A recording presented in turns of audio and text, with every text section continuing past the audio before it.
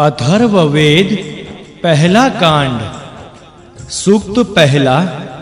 देवता वाचस्पति। जो रजोगुण, तमोगुण एवं सतोगुण, तीन गुण और पृथ्वी, जल, तेज, वायु, आकाश, तन्मात्रा एवं अहंकार, सात पदार्थ दिव्य रूप में सर्वत्र भ्रमण करते हैं। वाणी के स्वामी ब्रह्म उन तत्वों और पदार्थों की दिव्य शक्ति मुझे दें। हे वाणी के स्वामी ब्रह्मदेव, आप दिव्य मन के साथ मेरे समीप आइए। हे प्राण के स्वामी ब्रह्म, इच्छित फल देकर मुझे आनंदित कीजिए। मेरे द्वारा अध्ययन किए गए वेद शास्त्र धारण करने की मुझे बुद्धि दीजिए। हे वाणी के स्वामी ब्रह्म, जिस प्रकार धनुष की डोरी चढ़ाने से उसके दोनों सिरे समान रूप से खींचे जाते हैं, उसी प्रकार मुझे वेद शास्त्र धारण करने की शक्ति एवं आनंदोपभोग के इच्छित साधन प्रदान करो। वाणी के स्वामी ब्रह्म का हम आह्वान करते हैं। हमारे द्वारा आह्वान किए गए ब्रह्म हमें अपने समीप बुलाएं। हम संपूर्ण ज्ञान से सदैव युक्त रहें, कभी दूर ना हों। सूक्त दूसरा। देवता प्रजनय। जड़ चेतन सबका पोषण करता एवं सबको धारण करने वाला बादल बाण का पिता है, तथा सभी तत्वों से युक्त पृथ्वी इस बाण की माता है। तात्पर्य यह है कि बादल और पृथ्वी दोनों से बाण अर्थात शक्ति की उत्पत्ति होती है। यह बात हम जानते हैं। हे धनुष की निंदनीय डोरी, तुम हमारी ओर ना झुककर हमारे शत्रुओं की ओर झुको। हे देवपति, हमारे शरीरों को पत्थर के समान सुदृढ़ बनाओ। हमें शत्रुओं के द्वेषपूर्ण कर्मों से दूर रखो एवं हमारे शत्रुओं का बल नष्ट करो। हे इंद्र, जिस प्रकार गर्मी से व्याकुल गायें वट वृक्ष की छाया में शरण लेती हैं, उसी प्रकार हमारे शत्रुओं के द्वेषपूर्ण बाण हमसे दूर रहकर उन्हीं के समीप जाएं। जिस प्रकार पृथ्वी और धुलोक के मध्य तेज रहता है, उसी प्रकार यह बाण बहुमूत्र, अतिसार अर्थात दस्त आदि रोगों तथा घावों को दबाए रहें। सूक्त तीसरा। देवता प्रजनय। हम सैकड़ों सामर्थ्यों वाले एवं बाण के पिता प्रजनय अर्थात बादल को जानते हैं। हे मूत्र रोगी, मैं तेरे मूत्र आदि रोगों को समाप्त करता हूँ। शरीर में रखा हुआ मूत्र बाहर निकलकर पृथ्वी पर गिरे। हम सैकड़ों सामर्थ्यों वाले एवं बाण के पिता मित्र अर्थात सूर्य को जानते हैं। हे रोगी मनुष्य, इसी बाण से मैं तेरे मूत्र आदि रोगों को नष्ट करता हूँ। तेरे पेट में रुका हुआ मूत्र बाहर निकलकर पृथ्वी पर गिरे। हम सैकड़ों सामर्थ्यों से संपन्न एवं बाण के पिता वरुण को जानते हैं। हे रोगी मनुष्य, इसी बाण से मैं तेरे मूत्र आदि रोगों को दूर करता हूँ।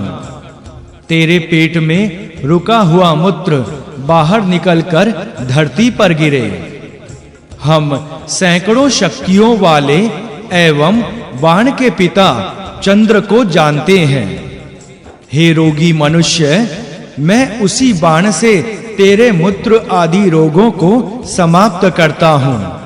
तेरे पेट में रुका हुआ मूत्र बाहर निकले और धरती पर गिरे। हम सैकड़ों शक्तियों वाले एवं बाण के पिता सूर्य को जानते हैं। हे रोगी, मैं इसी बाण से तेरे मूत्र आदि रोगों को नष्ट करता हूँ। उदर अर्थात पेट में संचित तेरा मूत्र बाहर निकलकर धरती पर गिरे। जो मूत्र तेरी आंतों में, मूत्र नाड़ियों में एवं मूत्राशय में रुका हुआ है, वह तेरा सारा मूत्र शब्द करता हुआ शीघ्र बाहर निकल आए। हे मूत्र व्याधि से पीड़ित रोगी, मैं तेरे मूत्र निकलने के मार्ग का उसी प्रकार भेदन करता हूँ जिस प्रकार जलाशय का जल बाहर निकालने के लिए नाली खोदते हैं। तेरा सारा मूत्र शब्द करता हुआ बाहर निकले। हे मूत्र रोग से दुखी रोगी, जिस प्रकार सागर, जलाशय आदि का जल निकलने के लिए मार्ग बना दिया जाता है, उसी प्रकार मैंने तेरे रुके हुए मूत्र को बाहर निकालने के लिए तेरे मूत्राशय का द्वार खोल दिया है। तेरा सारा मूत्र शब्द करता हुआ बाहर निकले। जैसे खींची हुई डोरी वाले धनुष से छोड़ा हुआ बाण तेजी से लक्ष्य की ओर जाता है, वैसे तेरा रुका हुआ सारा मूत्र शब्द करता हुआ बाहर निकले। सूक्त चौथा, देवता जल। यज्ञ करने के इच्छुक जन अपनी माताओं और बहनों के समान जल, सोमरस, दूध एवं घृत आदि यज्ञ सामग्री लेकर आते हैं। जो जल सूर्य मंडल में स्थित है अथवा सूर्य जिस जल के साथ स्थित है, वह जल हमारे यज्ञ को फल देने में समर्थ बनाए। मैं स्वच्छ एवं देवता रूप जलों का आह्वान करता हूँ। जल से पूर्ण जलाशयों अर्थात नदियों और तालाबों में हमारी गायें जल पीती हैं। जलों में अमृत है, जलों में औषधियां निवास करती हैं। इन जलों के प्रभाव से हमारे घोड़े बलवान बने, हमारी गायें शक्ति संपन्न बने। सूक्त पांचवा, देवता जल। हे जल, आप सभी प्रकार का सुख देने वाले हैं।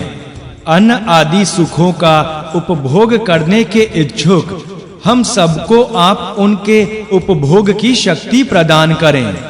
आप हमें महान एवं रमणीय आनंद स्वरूप ब्रह्म के साक्षात्कार का सामर्थ्य दें। जिस प्रकार माताएं अपनी इच्छा से दूध पिलाकर बालकों को पुष्ट करती हैं, उसी प्रकार हे जल, आप अपने अत्यधिक कल्याणकारी रस का हमें अधिकारी बनाएं। हे जल, हम जिस अन्न आदि को पाकर तृप्त होते हैं, उसे प्राप्त करने के लिए हम आपको पर्याप्त रूप में पाएं। हे जल, आप पर्याप्त रूप में आकर हमें तृप्त करें।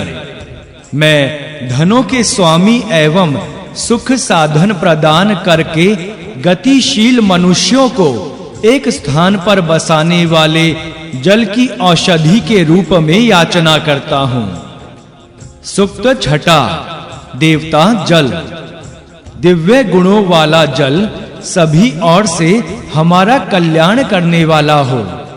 जल हमारे चारों ओर कल्याण की वर्षा करे एवं पीने के लिए उपलब्ध हो। मुझे सोम ने बताया है कि सारी औषधियां एवं अग्नि जल में निवास करती हैं। अग्नि सारे संसार का कल्याण करने वाली है। हे जल, तुम मेरे रोगों का निवारण करने के लिए औषधियां प्रदान करो। अधिक समय तक सूर्य के दर्शन करने के लिए तुम मेरे शरीर को पुष्ट करो। जल हमें मरुभूमि में सुखकारी हो।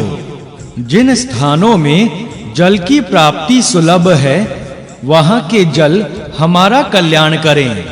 कुआं, बावड़ी आदि खोदकर प्राप्त किए गए जल हमारे लिए कल्याणकारी हों।